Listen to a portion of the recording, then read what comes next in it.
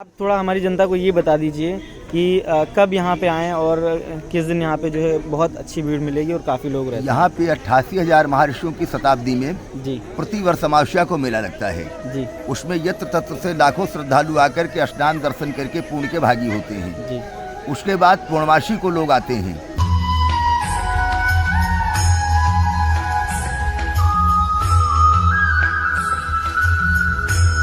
Hey guys, welcome back to my channel. और आज के इस व्लॉग में हम आए हुए हैं नैमिषारण्य और यहाँ पे आज एक छोटा सा फैमिली फंक्शन है और इसी को ये पूरा का पूरा जो है नैमिषारण्य धाम हम आपको दिखाएंगे इस व्लॉग में। तो इस व्लॉग में बने रहना, एंड तक वॉच करना और चैनल पर नए हो तो वीडियो को लाइक कर लें और चैनल को सब्सक्राइब ज़रूर से ज़रूर कर लें। बाबा, ये जो ये चक्र परिक्रमा जो बनी हुई है, इसमें जब लोग अलग घूमते हैं तो इसके बारे में थोड़ा कुछ आप बता पाएंगे यहाँ के बारे में? बढ़िया भैया, बैठो। जी जी बैठे। मुझे बताएंगे, बोलिए। जी जी जी, तो आप इसके बारे में थोड़ा बताएं तो जिसमें हमारे जो है दर्शक हैं जो वो जान सकें। सतयुगे नैमिषारण्ये त्रेतायाम च पुष्करे द्वापरे कुरुक्षेत्रे कलह गंगा प्रवर्तते। जी ये जो तीर्थ नैमिषारण्य है ये सतयुग का है। जी त्रेता में पुष्कर हुआ, द्वापर में कुरुक्षेत्र हुआ, कलिकाल में गंगा जी का प्रादुर्भाव वसुंधरा पे हुआ। यहाँ पर 88,000 महर्षियों ने बैठ करके एक साथ तपस्या किया था मानव सृष्टि का दर्शन करने के लिए। जी एक समय सतयुग में 88,000 महर्षियों ने गोष्ठी किया कि हमें ऐसे स्थान की जरूरत है जहाँ पे भूत भविष्य वर्तमान तीनों कालों में कलिकाल की व्याप्ति न हो। तो ब्रह्मा जी ने अपने मन के द्वारा एक चक्र को उत्पन्न किया। वो चक्र ऋषियों को लेकर के आकाश मार्ग से चलता है। आकाश पाताल मृत्यलोक 3 लोक 14 भुवन 4 धाम 7 दीप 9 खंड के अंदर जाकर के उसने परिभ्रमण किया, लेकिन उसको शांतिदायक स्थान की प्राप्ति नहीं हुई। जिस आरण्य में आज आप विराजमान हैं, यह आरण्य नाम का जंगल था। जो कुंड आप देखते हैं ये सप्त ऋषियों का अष्टकोणी यज्ञ कुंड था। स्वाहा स्वाधा के द्वारा यहाँ पे यज्ञ हुआ करता था मानव सृष्टि का उत्पादन होने के लिए।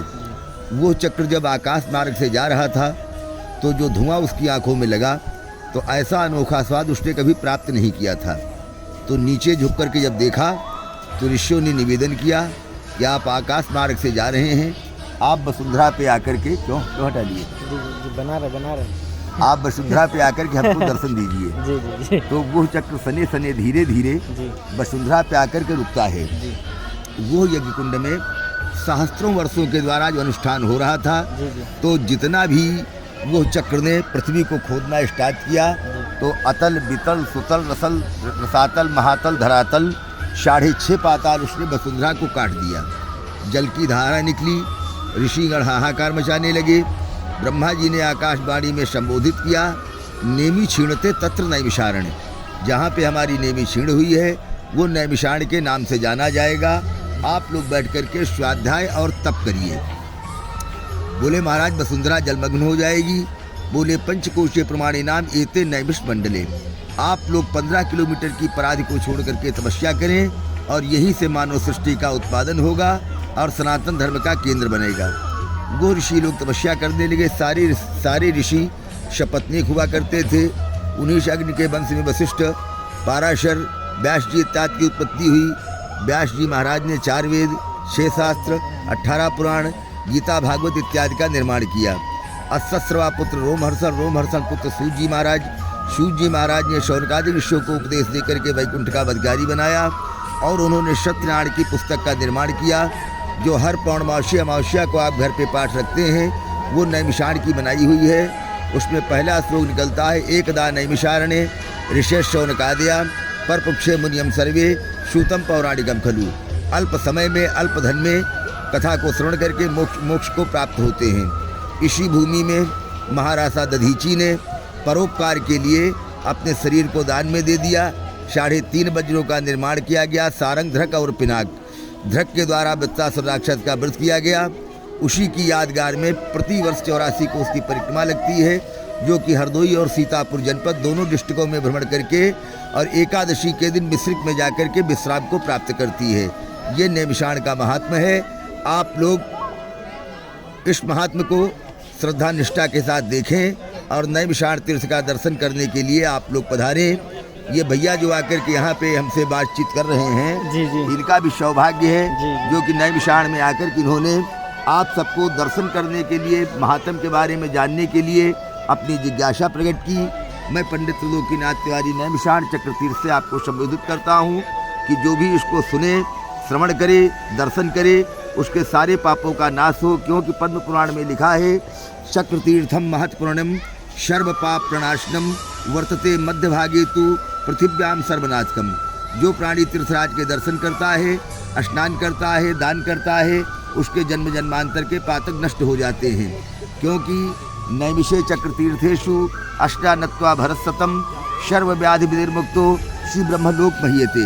देवता लोग भी तरसते हैं कि एक बार मानो तन में जाकर के हम तीर्थ नैमिषारण्य का दर्शन करें, अन्न का भक्षण करें, जल का भक्षण करें, लेकिन मानव को सुलभ है। पुनः जन्म पुनः मृत्यु को प्राप्त करके मानव का जीवन मिलता है और वो रसास्वादन करता है।